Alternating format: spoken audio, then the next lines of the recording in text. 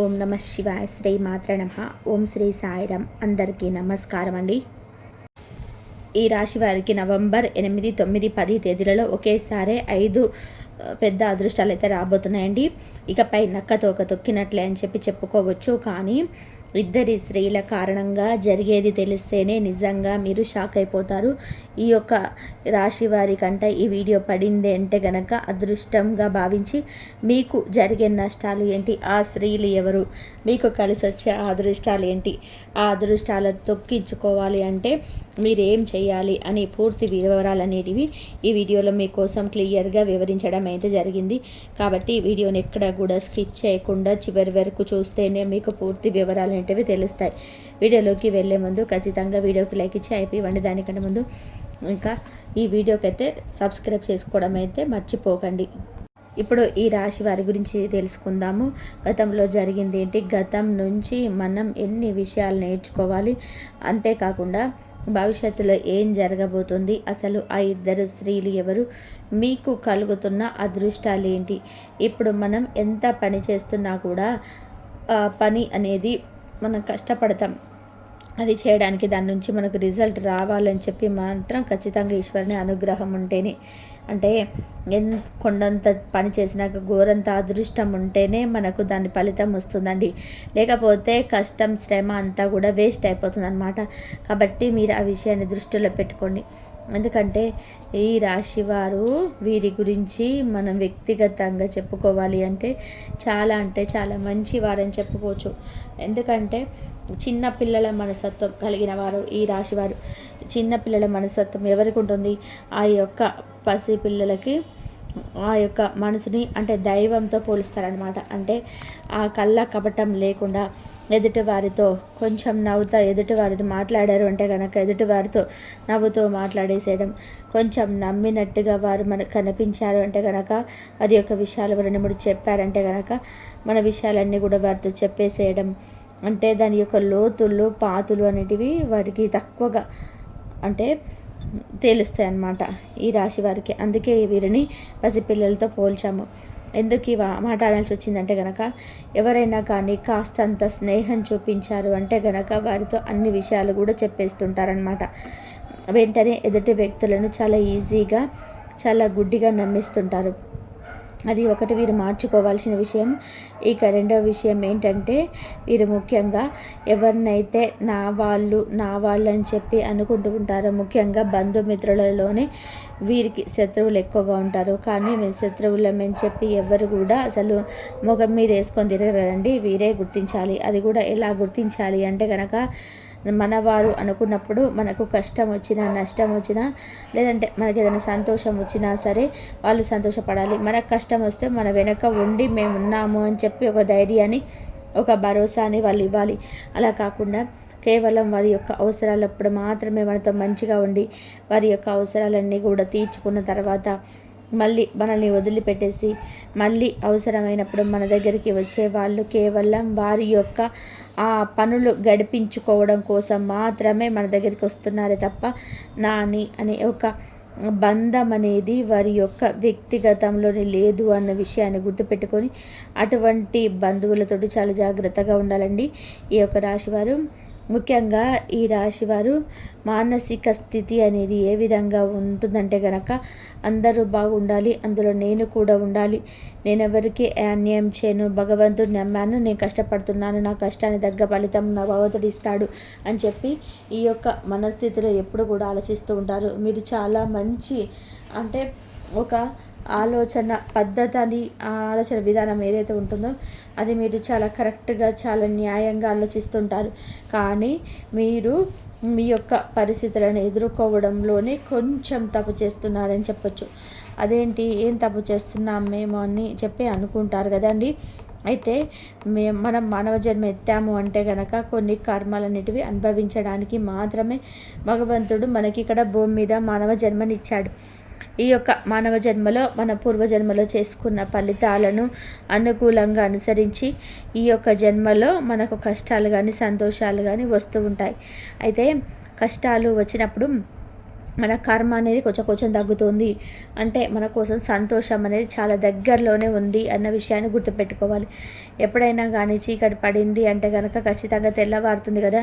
అలాగే మన చీకట్లో ఉండిపోం కదా, చంద్రుడు వచ్చాడు కదా అని చెప్పి సూర్యుడు రాకుండా ఉంటాడా? అలా జరగదు కదా. అలాగే మనకు కష్టం వచ్చిందని చెప్పి మన కష్టంలోనే ఉండిపోం, ఖచ్చితంగా కష్టం నుంచి బయటపడతాం. మీకేంటంటే కనుక ఏదైనా సరే బాధ కలిగింది అంటే కనుక అది మనస్సులోనే ఉంచి మిమ్మల్ని మీరు దహించేసుకుంటారనమాట. అంటే ఆ యొక్క మనసులో క్షోభని మీ యొక్క బంధువులతో చెప్పరు, లేదంటే మీ యొక్క పార్ట్నర్తో చెప్పరు, మీ యొక్క కుటుంబంతో పంచుకోరు. ఎప్పుడైనా కానీ బాధ అనేది నలుగురితో పంచుకుంటేనే కాస్త మనసు అనేది తేలికిస్తుంది. అలా కాకుండా నేనైతే కష్టపడుతున్నా, నా కష్టం వారికైనా రాకుండా ఉంటే చాలు అనే ఉద్దేశంతో వారు ఎక్కువగా ఆ బాధను వారే ఇవ్వడానికి ఇష్టపడతారు తప్ప వారి యొక్క బంధుమిత్రులని. ఈ రాశి వారిని గమనించండి మీరు. ఎప్పుడైనా కానీ తనకు కష్టపెట్టుకుంటాడు, తనకు నష్టం చేసుకుంటాడు. తన కారణంగా ఎదుటి వారికి ఏది నష్టం ఉండదు, కానీ కోపంగా కనిపిస్తాడు. పాపం ఈ రాశి వారు చాలా గంభీరంగా కనిపిస్తారు. మాట తీరు కూడా చాలా కొంచెం దురుసుగా అనిపిస్తుంది. వాళ్ళ యొక్క ఎప్పుడైనా కానీ మనిషి కోపంగా ఉన్నప్పుడే మనం స్నేహంగా ఉండాలి. ఎవరైతే ఆవేశంగా ఉంటారో వారిని మనసు అనేది చాలా స్వచ్ఛంగా ఉంటుంది. ఏది కూడా వారు మనసులో ఉంచుకోలేరండి, వెంటనే మాట రూపంలో బయటికి చెప్పేస్తుంటారు. కోప్పడుతున్నారు అంటే మంచి వాళ్ళని చెప్పి అర్థం అనమాట. కాబట్టి ఈ రాశి వారు యొక్క మంచితనం అనేది అలా చిన్న మాటతో వీళ్ళు మంచి వాళ్ళు అని చెప్తే చాలదండి. వారితో ఎవరైతే బంధం ఉంటుందో వారికి నిజంగా తెలుసు వారు ఎంత మంచివారో అని చెప్పి. వాళ్ళకి కోపం ఆవేశం ఎందుకు వస్తుందంటే ఎంత కష్టపడినా కూడా చేతిలో ధనం అనేది కష్టం తక్కువగా నిలబడుతుంది. అది కూడా కుటుంబం కోసం కష్టాన్ని త్యాగం చేస్తారనమాట. వారికి ఇష్టమైనవన్నీ తీసుకొచ్చి పెట్టడం, వారి అవసరాలన్నీ కూడా తీర్చడం, వారికి ఒక హోదాను కల్పించడం కోసమే వీరు ఒక కొవ్వొత్తిలాగా కరిగిపోతూ వెలుగును అందిస్తారని చెప్పి అంటాం కదా. అలా కష్టపడే మనస్తత్వం కలిగిన వారనమాట. వీరికి తిన్నప్పటి నుంచి కూడా, ఊహ తెలిసినప్పటి నుంచి కూడా ఎన్నో కష్టాలు, ఎన్నో బాధలు, ఎన్నో సమస్యలు ఒక్కొక్కటిగా దాటుకుంటూ ఒక కష్టం దాటారంటే కనుక ఇంకొక కష్టం ఎదురు చూస్తుంది, అది దాటారంటే మరొకటి ఎదురు చూస్తుంటుంది. అలా ప్రతిదాన్ని కూడా దాటుకుంటూ వచ్చి లైఫ్లో సంతోషాలు సుఖాలు పడటం మర్చిపోయారు వీళ్ళు చెప్పాలి అంటే కనుక. కానీ ఒక్క మాట గుర్తుపెట్టుకోండి, మన సంతోషం మనలోనే ఉంటుంది, ఈశ్వరుడు మనలోనే ఉన్నాడు. ఇప్పుడు దూరపు కొండలు నులుపు అని చెప్పి మన ఇంటి పక్కన ఉన్న గుడికి వెళ్ళకుండా ఎక్కడో శ్రీశైలానికి, ఎక్కడో కాశీకి వెళ్ళి మొక్కాల్సిన అవసరం లేదు. మన ఇంటి పక్కన లేదంటే మన ఇంట్లో ఉండే దేవుడికి మొక్కినా కూడా అదే పుణ్యం వస్తుంది. అంతేకాకుండా కాశీకి వెళ్ళి డబ్బులు ఖర్చు పెట్టుకుని అదే పుణ్యం వస్తుంది. ఈ రాశి వారు తెలుసుకోవాల్సింది ఒకటేనండి, మీలో దైవత్వం ఉంది, మీలోనే సంతోషం ఉంటుంది, మీలోనే కష్టం ఉంటుంది. మీరు ఆనందంగా ఉండాలి అనుకుంటే ఖచ్చితంగా ఆనందంగా ఉంటారు. లేదంటే బాధపడుతున్నానంటే నా జీవితం ఇంతే అనుకుంటే ఖచ్చితంగా మీ జీవితం అంతే అవుతుంది. భగవంతుడి దగ్గరికి వెళ్ళి నాకు కష్టాలు వచ్చాయి అని చెప్పి ఆ ఈశ్వరుడు అంట వీరి నోట్లోనే పదే కష్టాలు అంటున్నారు. కష్టాలంటే ఇష్టమే అని చెప్పి మనకు కష్టాలను ప్రసాదిస్తాడంట. అలా కాకుండా నాకు సంతోషాలు, ఆనందాలు, ఐశ్వర్యాలు కావాలని చెప్పి ఖచ్చితంగా ఈశ్వరుడు ఆ సంతోషాలు, ఆనందాలు, ఐశ్వర్యాలు ఇస్తాడు. మన బాధ ఏంటో ఆయనకు తెలుసు, మనకు ప్రత్యేకంగా చెప్పాల్సిన అవసరం లేదు. మనం ఆ బాధను దూరం చేసి నాకు సంతోషాలు ఇవ్వండి అని చెప్పి మాత్రమే మనం కోరుకుంటామన్నమాట. కానీ ఈ యొక్క రాశి వారు ఎప్పుడు కూడాను నాకు కోట్లు కావాలి, నేను కోటేశ్వరిని అవ్వాలి అని కోట్లు వేసుకో తిరగాలి, నీ కారులో తిరగాలి చెప్పి ఏ రోజు కూడా కోరుకోరు. నాకు ఆరోగ్యం కావాలి, నాకు టైంకి నాకు కావలసినంత తిండి, నాకు అవసరానికి తగ్గట్టు డబ్బు, నా కుటుంబ క్షేమం చాలు బాగుంటే చాలు అని ఒక్క ఇదిలోనే ఉంటారు తప్ప ఎక్స్ట్రాలు ఇవి కూడా ఈ రాశి వారు కూడా కోరుకోరు. అలాగే నేను సుఖపడతాను, నాకు డబ్బు వచ్చి పడాలి అని చెప్పి కోరుకోరు, కష్టపడతారు. మీరు కొన్ని ముఖ్యమైన విషయాలు తెలుసుకోండి ఈ రాశివారు. నేను చెప్తున్నానని చెప్పి మీకు కోపం వస్తే వచ్చినా పర్వాలేదు, ఎందుకంటే కనుక ఈరోజు ఈశ్వరుడు నా నోటి వెంట మీకోసం ఈ మాటను పలికిస్తున్నాడేమని చెప్పి భావించి వినండి. ఎప్పుడైనా కానీ మీరు సంతోషంగా ఉండాలి అని చెప్పి మనసుని మీకు సర్ది చెప్పుకోండి. నాకెప్పుడుండే కష్టాలు, నాకెప్పుడుండే బాధలు అని చెప్పి ఇలా అనుకోవద్దు. నేను హ్యాపీగా ఉండాలి. గతం గతః అని చెప్పి మర్చిపోండి. గతంలో ఏం జరిగింది, ఎవరెటువంటి వాళ్ళు, చాలా అనుభవాలు, చాలా పాఠాలు మీ యొక్క బాధలు, మీ కష్టాలు నేర్పించాయి. కాబట్టి వాటిని కొన్ని కావలసిన గుణపాఠాలుగా తీసుకోండి. గతం గతః అని చెప్పి మిగతావన్నీ కూడా మర్చిపోండి. ప్రస్తుతం గురించి మళ్ళీ రేపటి గురించి కూడా ఆలోచించవద్దు. ప్రస్తుతం ఈ నిమిషం ఎలా గడుస్తుంది, ఇప్పుడు నేను హ్యాపీగా ఉన్నానా లేదా, నా చుట్టూ ఉండే వాతావరణం హ్యాపీగా ఉంటుందా లేదా, సంతోషంగా ఉన్నానా, వీటి గురించి మాత్రమే ఆలోచించండి. హ్యాపీగా ఉండండి. లైఫ్ని, మీ యొక్క జీవితాన్ని మీ ఇష్టానుసారంగా మెరుగపండి. ఎవరో ఏదో అనుకుంటారు, చుట్టూ నలుగురు ఏదైనా ఇది చేస్తే తప్పుగా అర్థం చేసుకుంటారేమో, లేదంటే నా వాళ్ళలో నేను తప్పుగా కనిపిస్తానేమో అని చెప్పి ఎవరి గురించి కూడా ఆలోచించవద్దు. ఎందుకంటే అనుకునేవారు మీరు కష్టాల్లో ఉన్నప్పుడు, మీరు బాధల్లో ఉన్నప్పుడు ఒక 10 రూపాయలు తీసుకొచ్చి ఇవ్వరు. మీకు కనీసం ధైర్యాన్ని కూడా వారు నూరు పోసి చెప్పరు. మీరు సంతోషంగా ఉండండి అని ఏ రోజు కోరుకోరు. మీ యొక్క పొదుపు గురించి కానీ, మీరు ఇట్లా కష్టపడుతున్నారు, మీరు నష్టపెట్టుకోమాకండి అని చెప్పి మంచి మాట మీతో ఎవ్వరు కూడా మీ అనుకున్న వారు చెప్పరు. ఆ విషయాన్ని గుర్తుపెట్టుకోండి. ఎప్పుడైనా కానీ ఎప్పుడు కూడా మీ సంతోషం మీలాగే ఉంటుంది.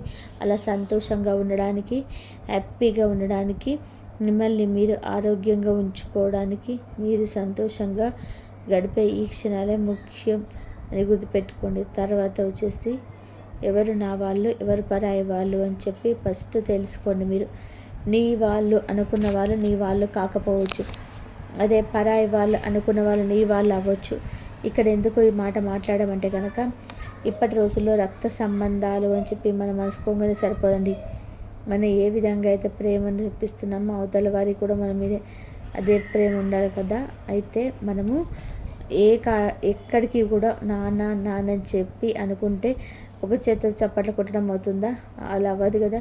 2 చేతులు చప్పట్లు కొడితేనే అవుతుంది. కాబట్టి ఎప్పుడైనా కానీ నీ వాళ్ళ నుంచి నీకు ధైర్యం లభిస్తుందా? నీ వాళ్ళు అవసరాన్ని ఆదుకుంటున్నారా? కష్టంలో తోడుగా ఉన్నాడా? లేదంటే నీకు కష్టం వచ్చినప్పుడు వారి స్వార్థం వాళ్ళు చూసుకొని దూరం అయిపోయారా? ఇటువంటివన్నీ కూడా మీరు క్యాలిక్యులేట్ చేసుకొని మీ వాళ్ళు ఎవరు పరాయి వాళ్ళు అని చెప్పి గుర్తుపెట్టి వారితో టైం స్పెండ్ చేయడానికి మీ వారితోటి ఆ టైంని ఉపయోగించుకోండి. ఇక స్నేహం అనే పేరుతో మోసం చేసినావు. ఇప్పుడు రోజులలో ఎవరైతే స్నేహం అనే పేరుతో మిమ్మల్ని చెడు దారిలోకి పెట్టాలని చెప్పి ట్రై చేస్తున్నారో, చెడు వ్యసనాలు వెళ్ళాలని చెప్పి మొగ్గు చూపించేలాగా మీ యొక్క మానసిక స్థితిని మార్చాలని చెప్పి చూస్తున్నారు, ఎవరైతే మీ యొక్క డబ్బుని నష్టపరిచే విధానంగా మీరు భగవంతుని కోరుకోవడం కాదు. ఆ దరిద్రులు ఎవరు అంటే, ఒక అరటిపండు ఉందనుకోండి, ఆ అరటిపండుకి బాగా పూజ పట్టిపోతుంది, బాగా అది ఇంకా ఇదిగా కూలిపోయే స్టేజ్కి వస్తుంది. ఆ అరటిపండు తీసుకొచ్చేసి మంచి అరటిపండు పెట్టండి, ఏమవుతుంది, 2 రోజులకు దీనికి కూడా పూజ అంటుకుంటుంది. అలాగే చెడు వ్యక్తులతోటి కూడా స్నేహం మంచిది కాదు. నువ్వు మారాలి, నువ్వు మంచిగా ఉండాలి, నేను నా సంతోషాన్ని చూసుకోవాలి, నా హెల్త్ నేను చూసుకోవాలనుకున్నప్పుడు ఆ యొక్క బూజు పట్టి అరటిపండు పక్కన మీరు ఉండడానికి వీలు లేదు. ఖచ్చితంగా మీరు హ్యాపీగా ఒక మంచిగా ఉండే ఒక మంచి స్థానాన్ని, మీరు మంచి ప్రైవసీని వెతుక్కునే ప్రయత్నం చేయండి. ఆటోమేటిక్గా మీకు అదృష్టం కలిసి వచ్చేస్తుంది అన్నమాట. ఇవి కొన్ని పాయింట్స్ అని గుర్తుపెట్టుకోండి. ఎవరిని కూడా గుడ్డిగా నమ్మొద్దు. నమ్మి ఎవరితో కూడా మీ యొక్క పర్సనల్స్ అనేటివి షేర్ చేసుకోవద్దు. ఎవరికి అనవసరమైనటువంటి వ్యక్తుల కోసం రూపాయి ఖర్చు పెట్టద్దు. ఇక మీకు కలవబోతున్న ఒకే ఒకసారి అదృష్టాలు ఏంటి అంటే కనుక, ఒకటి అదృష్టం వచ్చేసి ఫస్ట్ మీకు ఒకేసారి అదృష్టం ఏంటంటే, ఫస్ట్ అదృష్టం ఏంటంటే, మీరు మీ యొక్క వ్యక్తిగతమైన మార్పును మీరు మార్చుకోవాలనుకుంటున్నారు. ఇది మొదటి అదృష్టం. అది ఏంటి అని మాకేం అర్థం కాలేదు అంటే క్లియర్గా చెప్తాను వినండి. ఇప్పుడు మనిషి ఎన్నో రకాలైన ఆలోచనలు, అంటే ఒక ఫోనే ఉందనుకోండి, ఫోన్లో అనవసరమైనటువంటి ఫోటో చాలా ఉంటాయి. ఆ ఫోన్ మెమొరీ అనేది ఫుల్ అయిపోతుంది. అలా కాకుండా వేస్ట్ ఫోటోలను డిలీట్ చేస్తే ఏమవుతుంది, ఫోన్లో ఫ్రీ స్పేస్ అనేది వచ్చేస్తుంది. అలాగే మీరేమనుకుంటున్నారంటే కనుక నేను అనవసరమైన విషయాల గురించి అనవసరంగా ఆలోచిస్తున్నాను. ఈ అనవసరమైన విషయాల నుంచి నేను బయటపడాలి, నా మనసును ప్రశాంతంగా ఉంచుకోవాలనుకుంటున్నాను, నేను అందంగా గడపాలనుకుంటున్నాను అని చెప్పి మీరు ఒక కొత్త మార్పును తెచ్చుకోవాలనుకుంటున్నాను. ఈ మార్పు రావడం దైవ సంకల్పం. అది మీరు అనుకుంటే వచ్చేది కాదు, భగవంతుడు అనుకుంటే వచ్చేది. భగవంతుడు అనుకున్నారు అంటే కనుక ఈ యొక్క ఈశ్వరుడి అనుగ్రహం మీ మీద పడింది అని చెప్పి అర్థం. ఇంతకటి అదృష్టం ఏముంటుందండి చెప్పండి. ఇది మొదటి అదృష్టం. అంటే మీ మానసిక రుచి ప్రశాంతంగా ఉండబోతుంది అని చెప్పే అర్థం అన్నమాట. మానసిక సంతోషమే ఆయుష్ను పెంచుతుంది. ఇది ఫస్ట్ అదృష్టం. రెండవది ఆరోగ్యమే మహాభాగ్యం అంటారు మన పెద్దలు. ఎందుకంటే ఒక ఆరోగ్యం ఉండి మనసు అంటే మనిషి శరీరపరంగా అన్ని అవయవాలు కరెక్ట్గా పనిచేసుకుంటున్నప్పుడు డబ్బుదేముందండి, ఆటోమేటిక్గా డబ్బు సంపాదించుకోవచ్చు. ఆరోగ్యం ఉంటే, ఆరోగ్యం బాగాలేకపోతే మనకు డబ్బు సంపాదించలేం, కానీ ఆరోగ్యం బాగుందంటే డబ్బు సంపాదించుకోవచ్చు. కాబట్టి ఆ యొక్క ఆరోగ్యం అనేది మీకు కలగబోతుంది. గత కొన్ని నెలల నుంచి కానీ కొంత గ్యాస్ట్రిక్ ప్రాబ్లం తోటి, కొంచెం మానసికమైన ఒత్తిడితోటి, అనవసరమైన టెన్షన్లతోటి, కొన్ని భయాలతోటి, కొంత అంటే శారీరకంగా కొన్ని ఒళ్ళు నొప్పులు, కొంచెం చేతులు కాళ్ళు తిమ్ముళ్ళు అనిపించడం, ఇలాంటి సమస్యలతో మీరు బాధపడుతున్నారు. ఈ సమస్యల నుంచి మీకు రిలీఫ్ అనేది దొరకకపోతుంది. మీకు హెల్త్ పర్ఫెక్ట్ అవ్వబోతుంది. సో మీరు హెల్త్ ఫుడ్ తీసుకోండి. ఆరోగ్యపరంగా కాయలు, ఫ్రూట్స్, మంచిగా కూరగాయలు, మంచి జ్యూసులు, మంచిగా ఇంట్లో ఉండిన ఆహార పదార్థాలు, వేడివేడిగా ఉన్న ఆహార పదార్థాలు ఇటువంటి తినండి. హ్యాపీగా మీకు సెట్ అయిపోతుంది అనమాట. ఇది రెండవ అదృష్టం. ఇక మూడవ అదృష్టం వచ్చేసి మీ యొక్క వృత్తి అందు మీరు లాభాలను చూడబోతున్నారు. ఇంతవరకు కూడా ₹1 పెట్టిన దగ్గర ₹1 మీకు లాభం వచ్చి ఉండొచ్చు, కానీ ఇక నుంచి ₹1 పెట్టిన దగ్గర ₹10 లాభం రాబోతుంది. ఆకస్మిక ధన లాభం రాబోతుంది.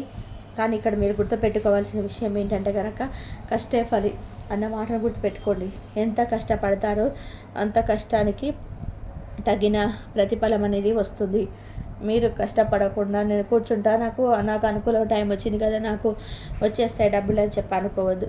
కష్టపడితేనే మీకు ఆదాయం అనేది వస్తుంది. మీరు ఆశించిన దానికంటే రెట్టింపు వస్తుంది అనే విషయాన్ని గుర్తుపెట్టుకోండి.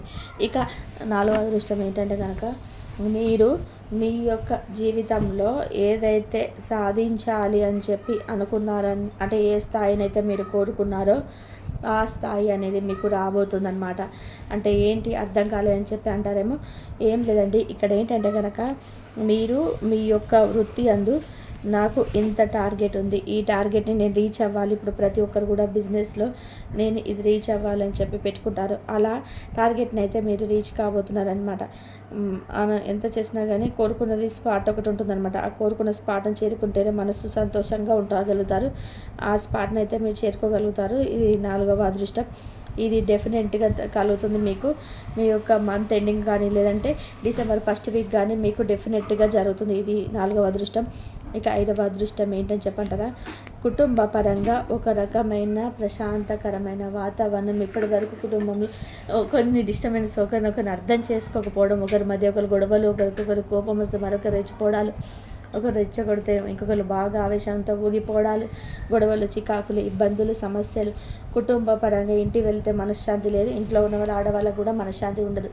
ఇలాంటి సమస్యలతోటి ఉన్నవారికి కుటుంబపరమైనటువంటి వాతావరణం అయితే అనుకూలం కాబోతుంది.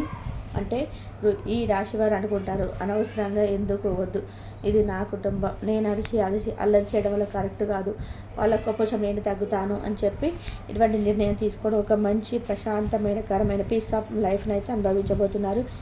ఇది చెప్పడానికి చిన్నగా ఉన్నా కూడా అనుభవించే వారికి కష్టం ఏంటంటే తెలుస్తుంది. దాని నుంచి బయటపడిన వారికి అసుఖం అనేది తెలుస్తుంది అన్నమాట. ఇది మీకు జరగబోతుంది. ఈ 5 అదృష్టాలతో మీకు కలిసి రాబోతున్నాయి.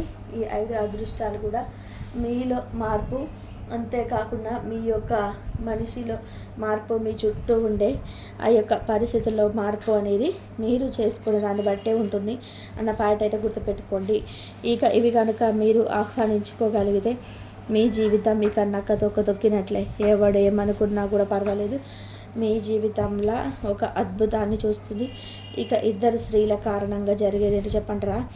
ఈ 2 స్త్రీలు ఎవరని చెప్పంటారా? ఒకరు రక్త సంబంధం, మరొకరు బయటవారు. వీరేంటంటే కనుక వీరికి మీ ఇంటి మీదే దృష్టి. ఏం చేస్తున్నారు, ఎక్కడికి వెళ్తున్నారు, ఏం కొంటున్నారు, ఏం తెచ్చుకున్నారు, ఇంటికి ఏ వస్తువు తెచ్చుకున్నారు, పిల్లలు ఏం చదువుతున్నారు, వీళ్ళకి ఎంత వస్తుంది ఆదాయం, వీళ్ళ యొక్క పెట్టుబడులు ఏంటి, వీళ్ళకు ఎంత బంగారం ఉంది, వీళ్ళ ప్రతిదీ కూడా మనిషికి ఇంత దృష్టి అనేది అవతల వారి నుంచి వస్తే ఎప్పుడైనా కానీ 10 మంది దగ్గర అప్పున్నా పర్వాలేదు అంటారు, కానీ 10 మంది ఏడుపులు మాత్రం ఉండకూడదు. ఆ 10 మంది ఏడుపులు వీరిద్దరు ఏడుస్తున్నారు మేము మీద పడి, కాబట్టి ఈ ఏడుపుల నుంచి జాగ్రత్తగా ఉండాలి. చెప్పాను కదా, ఒక రక్త సంబంధం, ఒక బకెట్ వారు, అది కూడా స్త్రీలు, అది కూడా మీ ఇంట్లో ఉన్నవారే. ఇంట్లో అంటే మీ ఇంట్లో ఉండేవారు కాదు, మీ యొక్క బంధువులలో ఒకరు అనమాట, బయట వారు కూడా కాదు. కాబట్టి ఆ స్త్రీలు ఎవరు అనేది మీకు ఒక గతం తాలూకా యొక్క అనుభవం నేర్పించే ఉంటుంది. ఇప్పటికే వారితో జాగ్రత్తగా ఉండండి. ఎటువంటి సంతోషాలు పంచుకోవద్దు. నాకు ఇంత వచ్చింది అంత వచ్చిందని చెప్పొద్దు. పొగడతలు ఇటువంటివి చెప్పొద్దు. వారు ఏమనుకున్నా పర్లేదు, వారికి దూరంగా ఉండే ప్రయత్నం చేయండి. మీ జీవితంలో హ్యాపీగా ముందుకు వెళ్ళిపోతుంది. ముఖ్యంగా ఈ యొక్క కార్తీక మాసంలో శివుడికి పాలాభిషేకం చేయడం, శివుడి పేరుని అర్చన చేయించుకోవడం కానీ చేసుకోండి. ఇంట్లో చిన్న శివలింగం బొటన వేలు సగం ఉండే శివలింగం తెచ్చుకొని రోజు అభిషేకం చేసుకొని హ్యాపీగా గడిచిపోతాయి. మీ రోజులు ఎటువంటి ఇబ్బంది లేకుండా ఆనందంగా ఉంటాయన్నమాట. ఎటువంటి నరదిష్టి అనేది ఇంటిని తాకలేదు, ఇంట్లో వాళ్ళు తాకలేదు. చిన్న శివలింగం బొటన వెంట కంటే చిన్నదే మీరు ఇంట్లో పెట్టుకోవచ్చు, ఏ ప్రాబ్లం ఉండదు. కాస్త నీళ్ళతో అభిషేకం చేసిన, కాస్త గంధం రాసి కుంకుమ బొట్టు పెట్టి నిత్యం దీపారాధన చేసుకొని ఇంత నైవేద్యం పెట్టండి చాలు, ఇంకేం అవసరం లేదు, హ్యాపీగా ఉంటుంది. ఇక మీరు ఈ యొక్క కార్తీక మాసంలో ముఖ్యంగా గుర్తుపెట్టుకొని రావి చెట్టు కింద ఆవు నెత్తో దీపారాధన చేసుకున్న, శివాలయ ప్రాంగణంలో 360 ఒత్తులు వెలిగించుకున్నా కూడా మీకున్నటువంటి రాహుకేతు కుజ శని దోషాల నుంచి చాలా వరకు విముక్తి పొందుతారు. ఎటువంటి ప్రాబ్లమ్స్ అనేవి ఉండవు. రోజు పడుకునేటప్పుడు రాళ్ళతో దిష్టి తీసేసుకుంటూ ఉండండి. కాళ్ళకి నల్లదారం కట్టుకోండి. అరికాలు బయటకు వెళ్ళేటప్పుడు కాటికి చుక్క పెట్టుకోండి. ప్రతి శనివారం ఆంజనేయ స్వామి గుడికి వెళ్ళే ప్రయత్నం చేయండి. నుదుటిన ఎక్కడికి వెళ్తున్న సరే సింధూరాన్ని కానీ కుంకుమని కానీ ధరించి వెళ్ళండి. ఎప్పుడు కూడా ఎవరి ఎదురుగా కూడా అంటే నేను ఉందాగా నేను ఇంత గొప్ప అని చెప్పుకోవద్దు. నరదిష్టి చాలా ప్రమాదకరం. నరదిష్టి మనిషి యొక్క పతనాన్ని కోరుకుంటుంది. కాబట్టి నరదిష్టికి దూరంగా ఉండాలంటే ఎంతవరకు ఉండాలో అంతవరకు ఉంటేనే మంచిది అన్న విషయాన్ని గుర్తుపెట్టుకోండి. ఓవరాల్గా ఈ 3 రోజుల్లో కూడా మీకు ఎటువంటి ప్రాబ్లం అయితే ఉండదండి. అంటే వృత్తిపరంగా, ఉద్యోగపరంగా, వ్యాపార పరంగా, కుటుంబ పరంగా, చిన్న పెద్ద బిజినెస్ల పరంగా, రియల్ ఎస్టేట్ వారికి, రాజకీయ రంగంలో ఉన్న వారికి, సినీ రంగ పరిశ్రమలో ఉన్న వారికి అందరికీ కూడాను అనుకూలంగా ఉంటుంది. హ్యాపీగా గడిచిపోతే కుటుంబ పరంగా కూడా ఎటువంటి ఇబ్బంది ఉండదు. అంతేకాకుండా లవర్స్ ఎవరైతే ఉన్నారో లవర్స్ పరంగా కూడా చిన్న చిన్న డిస్టర్బెన్స్ వచ్చే అవకాశం ఉంది. కాకపోతే వాటిని క్లియర్ చేసుకుంటారు. హ్యాపీగా గడిచిపోతుంది. ఆరోగ్యం కూడా మీకు సహకరిస్తుంది. 3 రోజులు చిన్న చిన్న ప్రయాణాలు తగిలే అవకాశం ఉంది. బంధుమిత్రులను కలిసే అవకాశం ఉంది. చిన్న ఫంక్షన్స్ కట్ట అయ్యే అవకాశం ఉంది. హ్యాపీగా ఉంటుంది. ఎటువంటి ప్రాబ్లమ్స్ ఉండవు. కాకపోతే మీరు జాగ్రత్తలో ఉండాలి. ఈ 3 రోజులు ఎటువంటి పనులు లేవు. అటువంటి పనులు చేసుకోండి. ఈ పనులు కనుక చేసుకుంటే మీకు జాగ్రత్తగా ఉంటే కనుక మీకు మంచి జరుగుతుంది. ఈ వీడియో కనుక నచ్చినట్లయితే ప్లీజ్ లైక్ చేయండి, షేర్ చేయండి, సబ్స్క్రైబ్ చేయండి. మరొక మంచి వీడియోతో మళ్ళీ కలుద్దాం. కాకపోతే కింద కామెంట్లో మాత్రం ఓం నమః శివాయ అని చెప్పేసి కామెంట్ చేయండి. అలాగే మరొక మంచి వీడియోతో మళ్ళీ కలుద్దాం. మొదటిసారి మన ఛానల్లోకి వస్తే సబ్స్క్రైబ్ చేసుకోవడం మాకు సపోర్ట్ చేయండి. మరొక మంచి వీడియోతో కలుసుకుందాం. పరమేశ్వరుడి ఆశీస్సులు మీ మీద, మీ కుటుంబ సభ్యుల మీద ఎల్లకాలం ఉండాలని చెప్పి మనస్ఫూర్తిగా కోరుకుంటూ సర్వేజన సుఖినో భవంతు. ఇంతవరకు చూసినందుకు ధన్యవాదాలు. ఓం నమః శివాయ. శ్రీ మాత్రే నమః. ఓం శ్రీ సాయిరాం.